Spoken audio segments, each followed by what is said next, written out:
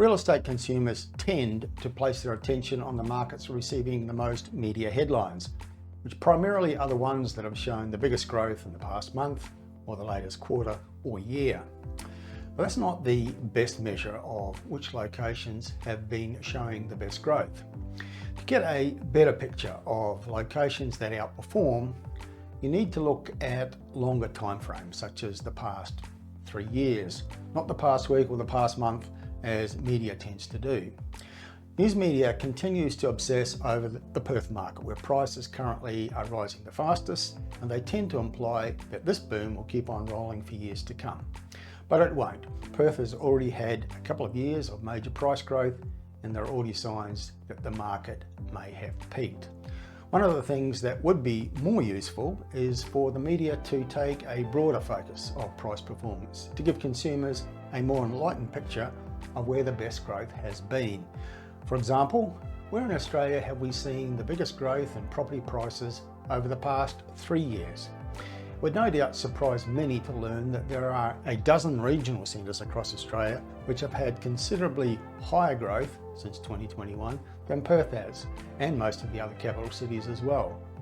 Research published by one of Australia's best real estate analysts, Simon Presley of Propertyology, shows that the best performers on capital growth over the past 3 years have been regional cities, and the best of the capital cities has not been Perth, but Adelaide.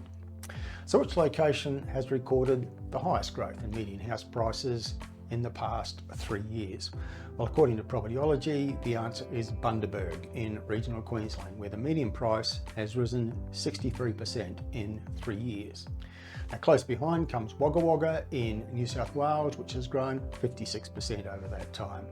Next, we have little known Gympie near the Sunshine Coast, up 51%, alongside Hervey Bay, a little further north in Queensland, which also increased 51%.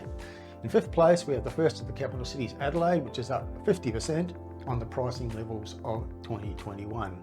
Next, in order, we have the Sunshine Coast in Queensland, Mandurah in Western Australia, Rockhampton in Queensland, Tamworth in New South Wales, the Gold Coast in Queensland, and Albury-Wodonga at the New South Wales-Victoria border. In 12th place, up 40% over 3 years, is Perth. I'm happy to report that every one of those outperforming locations across the nation have featured strongly in our hotspots reports over the past 3 to 4 years, and we featured them before that big period of 3-year growth started.